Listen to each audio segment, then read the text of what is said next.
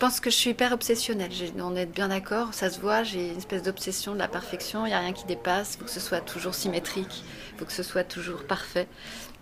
Il faut que je ne sais pas pourquoi ce soit 10 centimètres plus à gauche, parce que si c'est 10 centimètres plus à droite, ça ne va pas.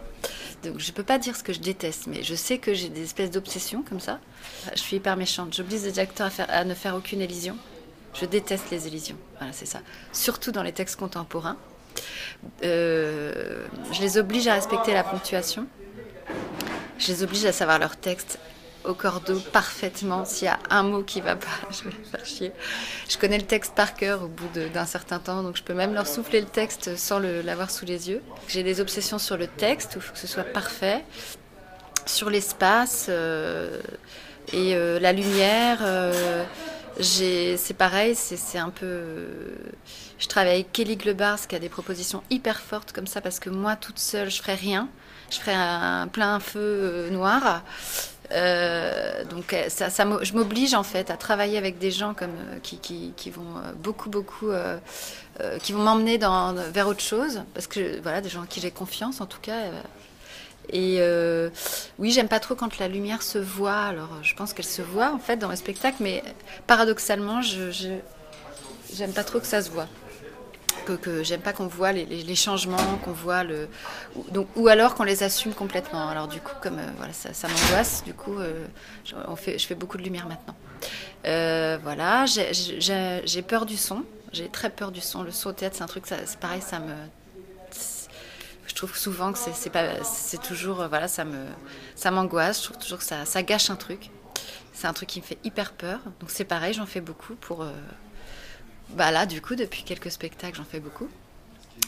J'essaie de travailler sur mes obsessions comme ça. Et du coup, au lieu de... Je pousse le truc un peu loin pour voir comme ça jusqu'où je peux aller.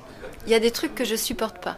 Il y a des trucs sur lesquels je suis vraiment sur les acteurs, sur la direction d'acteurs, sur le texte, sur la ponctuation, sur les élisions, sur le texte. Je suis hyper carrée. C'est beaucoup, c'est trop. Je les mets dans un carcan comme ça.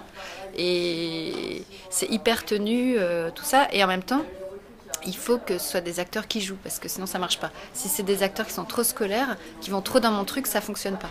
Donc je vais choisir des acteurs qui jouent beaucoup, qui sont des très bons acteurs, enfin, en tout cas moi que j'aime, et je les mets dans un truc comme ça tous complètement. Je les maintiens comme ça dans un truc à la virgule près, où il faut qu'ils sachent leur texte parfaitement et qu'ils respectent les temps, les pauses, les silences, tout ça. Et après, au bout d'un moment, ça s'échappe un peu comme ça. Mais du coup, il y a une structure quand même. Je supporte pas de perdre la maîtrise en fait du truc. Donc comme c'est impossible de maîtriser, parce que c'est du spectacle et que ça, les acteurs, on peut pas maîtriser. Le reste, on peut, mais ça, on peut pas. Du coup, voilà, du coup, je travaille beaucoup avec les acteurs. C'est en fait ce que je fais le plus. Après, le reste, je suis un peu nulle sur le reste. Je suis pas un metteur en scène, quoi. J'ai vraiment, mon truc, c'est la direction d'acteurs. Ça démarre de là, du texte avec la rencontre du texte avec les acteurs. Et après, comme je suis un peu nulle sur le reste, je m'entoure, parce que moi toute seule je fais rien, je mets une table, 4 chaises et plein feu noir et voilà, mais en même temps je trouverais que ce serait limité, donc du coup comme j'ai cette obsession de la perfection sur le texte et les acteurs, je m'entoure de gens, je pense, qui sont aussi un petit peu obsessionnels et perfectionnistes sur l'espace, la lumière, le son, etc. Des gens aussi tarés que moi, et voilà, et des gens qui supportent pas qu'il y ait un fil qui dépasse.